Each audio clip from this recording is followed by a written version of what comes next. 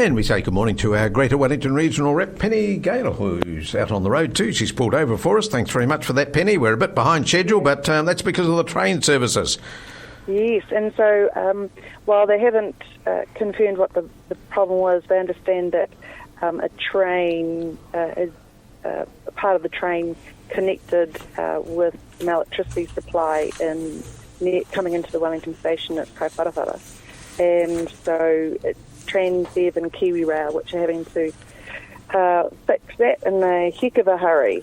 So huge disruption for people because of power problems. So funny enough, that was it only a couple of weeks ago, or was it 3 weeks ago now, that there was supposedly a similar kind of issue which really threw all the commuters out, and funnily enough, the staff were reporting back to us just last week, excuse me, saying that part of the resilience planning we already had in place ahead of that was to look at if Kaiwharawhara would be a point at which, for the planning, when these sort of things happen at Wellington Station, how we could more fully utilise the station, platforms, etc. at Kaiwharawhara to get more people unloaded at that point and then bus them into Wellington City.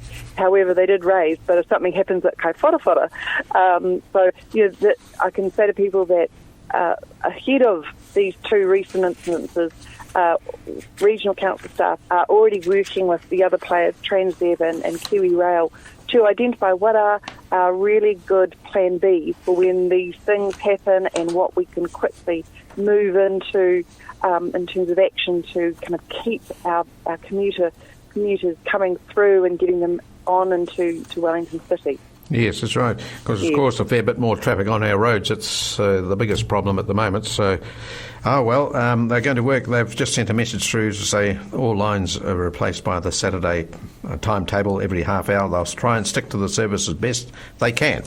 And they've got some bus replacements this time. That's a start, I suppose. Yeah, so again, all those things are in place for when we need to kind of go action stations, everybody. And as anybody who knows, when we have emergencies, sometimes there's the perfect scenario that means all the action plans can align, and sometimes that's not possible. And as I say, because we've got these two recent examples, work was already underway to look at a different kind of plan B around the utilisation of that Kaiwharawhara station. I would anticipate that this will, give the real hurry up to those that we're trying to get across the line to say, look, how can we all work together to do this? That will be a real priority for them to make sure we can do that.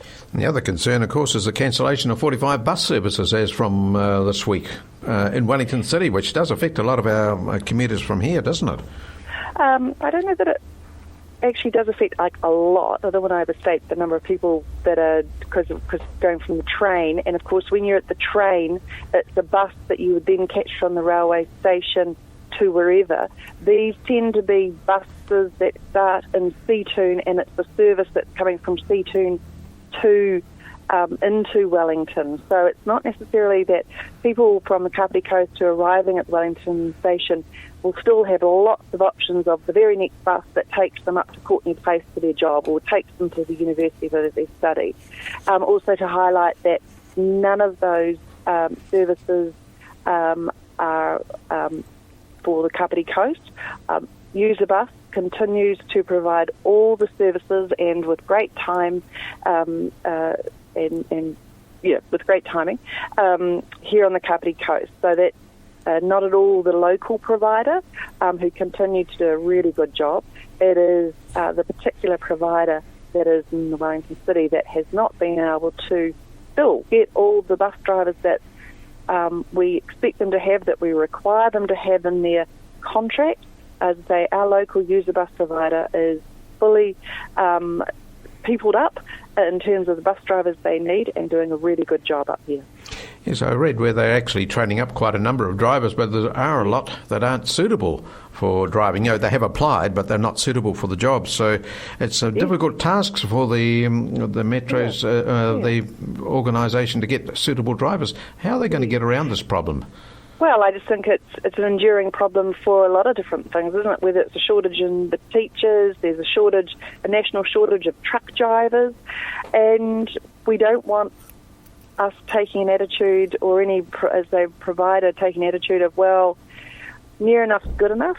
It's not. It's a job where you have to really take people's safety very seriously, whether it's the people in your bus or the people who are walking along the pavement that might duck out in front of your bus, or children, somebody who's got a real focus on a good driver, but also safety of people. Yes. And also, all those sort of things that we don't want anybody employed who's not spot on for the job, do we? No. Now, whitebaiting season started today. What was the outcome for the Waikanae whitebaiters who wanted to drive on the beach? Was that quelled? No. Well, I'm sure they might still want to be driving on there, but they can't. Yeah. Which has always been the case. Yeah.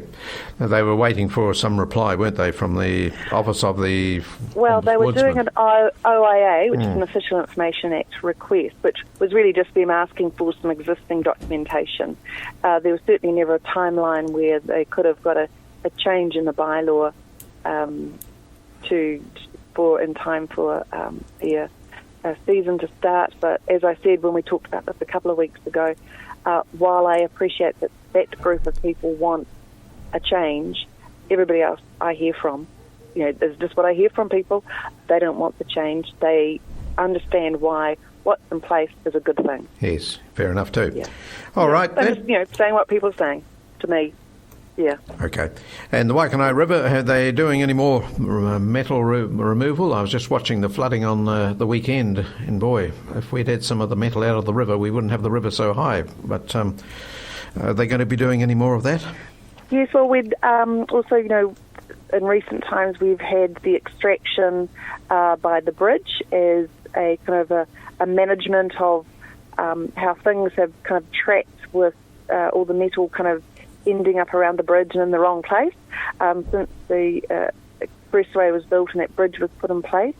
So I haven't heard whether there is concern that we need to kind of go back and do some more. I've sort of understood that what's been done is, has been done, and I guess it'll always be up for review to go, if we need to go back and do more, they'll just simply have to do it, because we have to continue to safeguard the community from flooding, and we have to make sure that the river's doing the right thing around that bridge, because again, of course, that's a big safety and a big resilience thing for the community here. Yeah, it's the metal up towards State Highway 1, that bridge is the biggest problem. From there going down to the beach, it really is high at the moment, the metal banks that are there.